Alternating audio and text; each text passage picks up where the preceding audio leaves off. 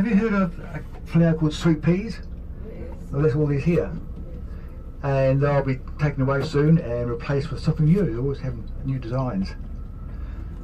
On our left here is the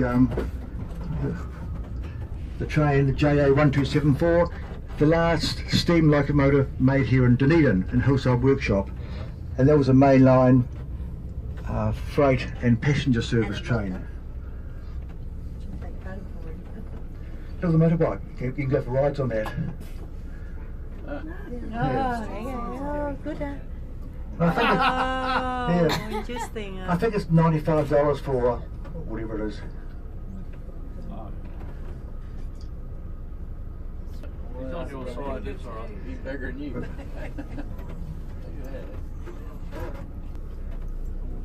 Is the old ladies' jail, and that's sorry, not the old ladies' jail. It's the old jail for ladies, and that's been closed now for about 15 years, and it's going to be proposed to be a bed and breakfast, accommodation, a restaurant. There's all sorts of ideas that's going to happen, but we're still waiting. So if you come back in 2 years' time, probably still saying the same thing. On the left-hand side is the Early Settlers Museum, and that depicts early Dunedin, early New Zealand. And it was originally a bus depot. You can see the exit-way there and the entrance-way there, and the buses came in there.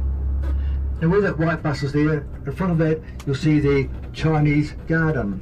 And the Chinese garden is only the third authentic Chinese garden outside of Shanghai, just right there. Oh. And the building was built in Shanghai, then dismantled and brought over here and reassembled as a Chinese garden. The Chinese garden is used for conferences, weddings, or just want some quiet time. They've got a big, huge, big pond in there and all that sort of thing. So it's quite a great building. We're very lucky. And our mayor, our previous mayor, was Chinese, and they had a sister relationship with Shanghai, and that's how he got it. The Chinese garden.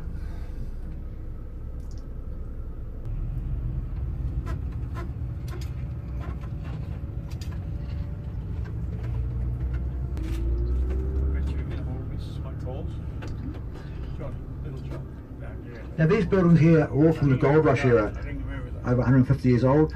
But of note is the building with the fire escapes outside, and that was originally, when built, the tallest building in New Zealand when it was built.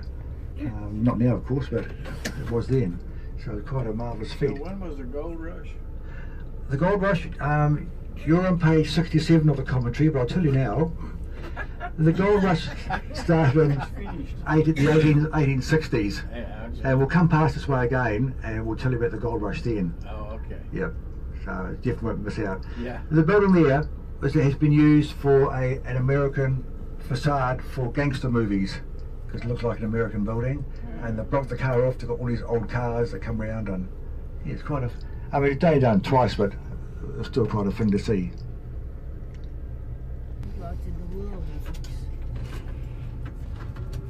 Big whole green and tree. The Gold Rush in the 1860s. A lot of these buildings here are from the Gold Rush era. They're big, you know, they're very big. They've got the whole bit. Yeah. Building homes. Yeah, that's what I was. Flag flying on the right hand side is the Octago Daily Times, and that is the oldest newspaper in the country. Been going for some 150 years, and it still produces a daily newspaper, the Octago Daily Times.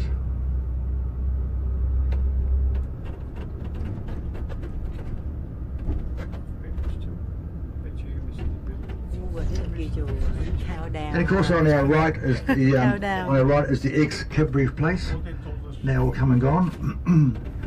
And directly in front of us there, and that is a teaching hospital as part of the university. Can you see on the right hand side there the big jumping pad there for the kids up there? It's a big giant trampoline for the children's ward. Your kids, the helicopter pad. Hello.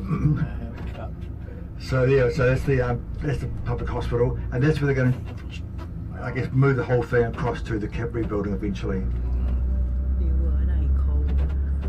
Do you know something? The man that invented these red cones, I'm sure has made a fortune because they're everywhere. The what? I read those red cones. Oh. We seem to have them everywhere today. Now we're just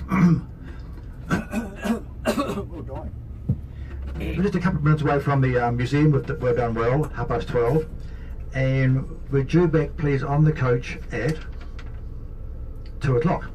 Octago, this is all part of their buildings here, and they have various, I guess, aspects to it. That's the Maori Cultural Centre here. This is the new research building here.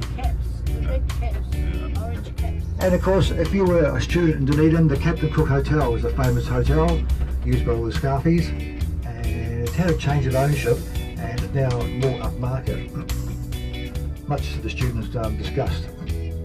It was quite a haunt for the students, the Captain Cook Hotel.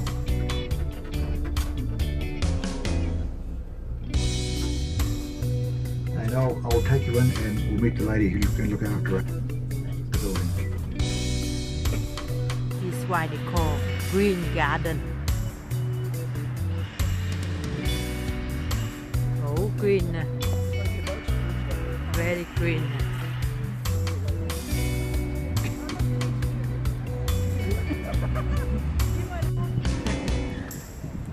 So we are going to the museum. It's very cold and chill outside now. This is why it's called New Zealand is a four-season country. But lucky I got my coat. Octago Museum. It's good to take the tour. Otherwise, oh, too tired.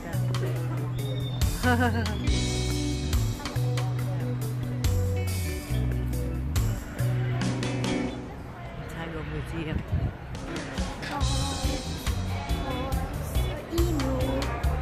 Wow! Wow. It looks like KFC. Okay. Email. Coi là ở Trần Long này.